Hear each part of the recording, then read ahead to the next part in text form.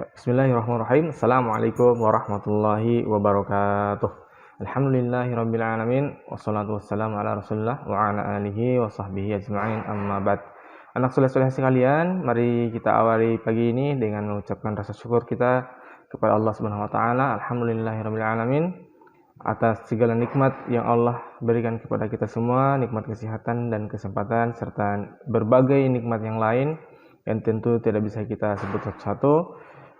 Sehingga pada saat ini kita kembali bertemu dalam video pembelajaran bersama saya. Nah, selanjutnya mari kita bersalawat kepada Nabi Muhammad SAW. Allahumma salli ala sayyidina Muhammad wa ala ali sayyidina Muhammad. Semoga kita senantiasa menjalankan kehidupan sesuai dengan apa yang dicontohkan oleh Rasulullah SAW. Baik anak soleh-soleh sekalian, sebelum kita belajar, mari kita berdoa. Bismillahirrahmanirrahim. Rabbi zidni ilman warzuqni fahman. Amin.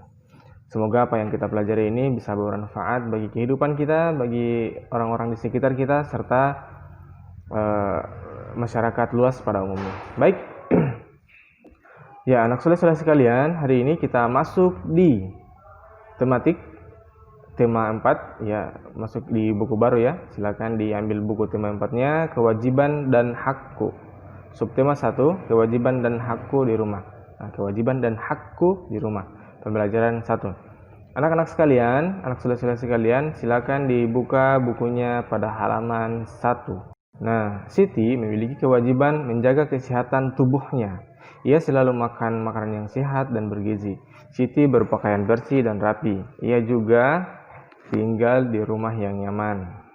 Ayah dan ibu menyayangi Siti. Siti berhak atas semua itu. Kewajiban adalah sesuatu yang harus kita lakukan. Jadi kewajiban itu adalah sesuatu yang harus kita lakukan. Di dalam kewajiban ada hak. Dan hak itu artinya sesuatu yang harus kita terima setelah kita melakukan kewajiban. Ya, jadi perlu digarisbawahi bahwa kewajiban adalah sesuatu yang harus kita lakukan, dan hak itu adalah sesuatu juga yang harus kita dapatkan. Makanya keduanya harus seimbang, ya. Kita lanjut. Nah, kita amati gambar di bawah ini. Buatlah pertanyaan tentang gambar, ya. Nah, tentu beberapa pertanyaan yang mungkin muncul di otak kita tentang gambar di samping. Misalnya, apa yang sedang dilakukan oleh Siti. Pertanyaan kedua, misalnya, apakah Siti sudah mendapatkan haknya? Dan pertanyaan ketiga, misalnya, apakah kewajiban yang harus dilakukan Siti terhadap kedua orang tuanya? Misalnya gitu. Dan pertanyaan-pertanyaan yang lain, misalnya, di manakah mereka sedang duduk? Ya, itulah contoh-contoh pertanyaan yang sesuai dengan gambar. Jadi ketika kita melihat gambar dan disuruh untuk membuat pertanyaan yang sesuai dengan gambar, anak soleh-soleh sekalian, maka kita lihat gambarnya, perhatikan baik-baik, dan kira-kira apa yang perlu kita tanyakan. Nah, sekalipun jawabannya kita sudah tahu, tapi kan ini suruhannya membuat pertanyaan sekalipun jawabannya kita sudah tahu. Seperti itu ya. Yap, kita lanjut di sebuah teks yang berjudul Kasih Sayang di Rumah. Nah, manusia tentu tidak bisa hidup sendiri. Nah, sebagai manusia kita wajib saling mengasihi dan menyayangi. Dan menyayangi keluarga merupakan suatu kewajiban kita. Nah, di setiap kewajiban tentunya selalu ada hak, seperti yang saya jelaskan tadi. Kewajiban dan hak hendaknya dilaksanakan secara seimbang, ya, jadi seimbang. Akan tetapi masih ada orang-orang yang kemudian tidak melaksanakan kewajibannya dan kemudian banyak menuntut hak, seperti itu ya. Setiap orang harus melaksanakan kewajiban. Jadi setiap orang itu harus melaksanakan kewajiban, termasuk melaksanakan sholat, ya. Itu merupakan suatu kewajiban kita kepada Allah Subhanahu wa taala, kepada kehidupan kita, kepada Allah, supaya kita senantiasa diberikan ketenangan dan mendapatkan keselamatan di dunia maupun di akhirat. Dan masih banyak kewajiban-kewajiban yang lain. Nah, sebagai seorang anak, tentu anak-anak sekalian harus menyayangi orang tua kita. Termasuk kita semua sebagai anak, kita wajib menyayangi kedua orang tua. Nah, menyayangi orang tua, berterima kasih kepadanya dan mendoakannya, merupakan kewajiban setiap anak. Jadi, menyayangi kedua orang tua, berterima kasih kepadanya, dan mendoakannya merupakan kewajiban kita. Ya, jangan kita mendurhakai orang tua kita, jangan pernah berkata kasar kepada orang tua kita, dan senantiasa kita berterima kasih.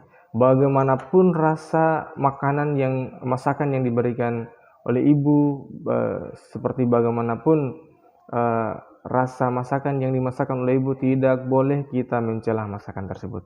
Cukup kita memberikan misalnya sedikit saran, tapi dengan sopan. Jangan sampai kita mengeluarkan kata-kata yang tidak enak kepada ibu kita. Nanti ibu kita marah atau ibu kita murka seperti itu, dan mendoakannya. Jadi mendoakan kedua orang tua itu supaya mereka selamat, supaya mereka bahagia, supaya mereka tetap sehat. Itu merupakan kewajiban setiap anak, ya. Makanya kita harus belajar baik-baik, kita harus menjadi anak yang soleh dan soleha agar kita bisa memberikan banyak manfaat kepada kedua orang tua kita. Tentu setiap orang tua tentu sangat menyayangi anak-anaknya, dan itulah kemudian yang kita harus syukuri bahwa orang tua kita telah menyayangi kita. Laksanakanlah kewajibanmu, maka kamu akan terima hakmu. Seperti itu ya. Nah, selanjutnya saran merupakan sebuah solusi yang ditunjukkan kepada seseorang untuk menyelesaikan suatu permasalahan yang terjadi. Ya, jadi saran itu memberikan sebuah solusi yang ditujukan kepada seseorang untuk menyelesaikan suatu permasalahan yang terjadi. Selanjutnya, selain saran juga ada kata kritik. Ya, kritik adalah sebuah pendapat ya yang dikeluarkan untuk mengomentari suatu objek.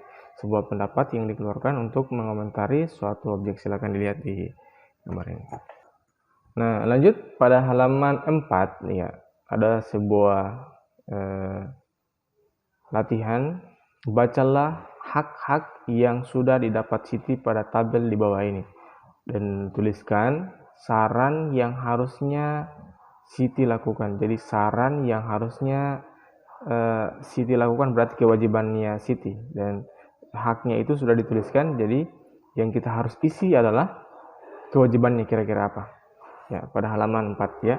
Nah, pada halaman 4 itu harusnya saran yang menunjukkan kewajiban itu satu yang diisi, yaitu sayangilah ayah ibumu, tapi kita isi saja semua supaya Anda tahu ya, nanti Anda latihan sendiri. Yang pertama, hak Siti atau keadaannya mendapatkan kasih sayang dari ayah dan ibu. Nah, tentu saran untuk menunjukkan kewajiban adalah sayangilah ayah ibumu. Jadi itu saran yang kita tujukan kepada Siti. Nah, Siti juga mendapat perawatan ya, perawatan ayah dan ibu. Dan saran yang harus kita tujukan kepadanya adalah berterima kasihlah kepada kedua orang tua yang telah merawatmu. Dan yang ketiga, hak Siti yang sudah dia dapatkan keadaannya adalah mendapatkan waktu bermain bersama ayah dan ibu. Saran yang menunjukkan kewajibannya adalah manfaatkanlah waktu untuk bermain bersama ayah dan ibu. Dan selanjutnya dapat bercerita kepada ayah dan ibu, ya, dapat bercerita kepada ayah dan ibu. Dan saran yang menunjukkan kewajiban yang harus dilakukan oleh Siti setelah dapat bercerita dengan ayah dan ibu adalah berceritalah dengan kata-kata yang sopan pada kedua orang tuamu, gitu. Kita sarankan kepada Siti untuk menunjukkan kewajibannya. Dan selanjutnya, hak Siti yang dia sudah dapatkan adalah mendapatkan perhatian dari ayah dan ibu saat belajar. Dan saran yang harus Siti lakukan sebagai kewajibannya adalah belajar dengan tekun dan berusaha membanggakan kedua orang tuanya.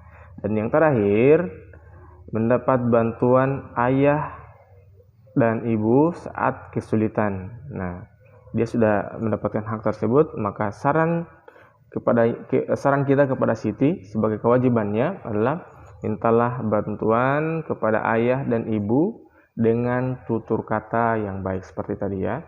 Kita tidak boleh berkata-kata kasar bagaimanapun adanya kepada kedua orang tua kita. Kita harus menghormati kedua orang tua kita ya. Nah, lanjut pada halaman 5 ya. Pada halaman 5 perhatikan Siti mengamati kalender di rumahnya. Tahu kan kalender ya? Siti menghitung dalam 1 tahun itu ada 365 hari. Nah, Siti menggunakan banyak waktu belajar di sekolah ya. Ketika libur, Siti belajar bersama kedua orang tuanya di rumah. Nah, berapa hari Siti belajar di sekolah dan berapa hari Siti belajar bersama orang tuanya? Ya, jadi ini pada halaman 5 ini kita menuliskan kemungkinan-kemungkinan ya. Kemungkinan-kemungkinan berapa hari Siti belajar di sekolah dan Siti belajar di rumah. Dan satu hal yang harus kita garis bawahi adalah Siti belajar di sekolah itu lebih banyak harinya dibandingkan Siti belajar di rumah. Ya, jadi itu ya. Yang penting jumlah atau total hari belajarnya Siti adalah 365 hari full. Jadi berapapun kemungkinannya bisa kita tuliskan. Yang penting hari belajar di sekolah itu lebih banyak dibandingkan dengan hari belajar di rumah. Kita lanjut ya.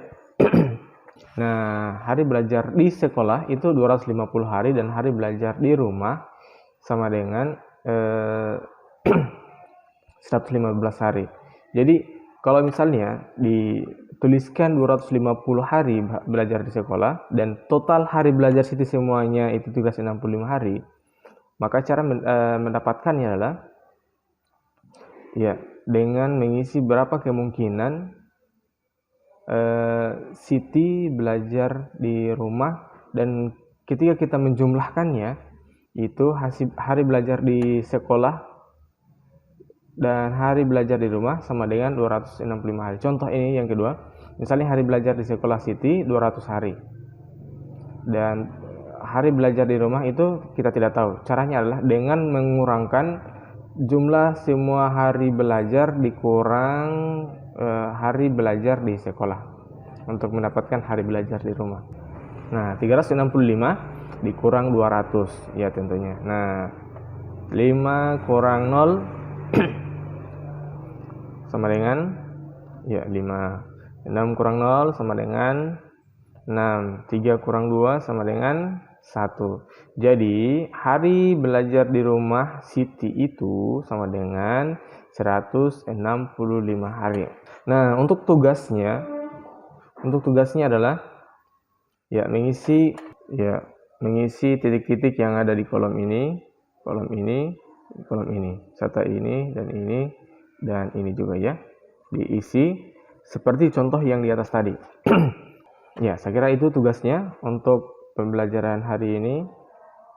Dan selain tugas di atas, tugas nomor 2 adalah ya tuliskan 2 contoh hak dan 2 contoh kewajiban Ananda di rumah.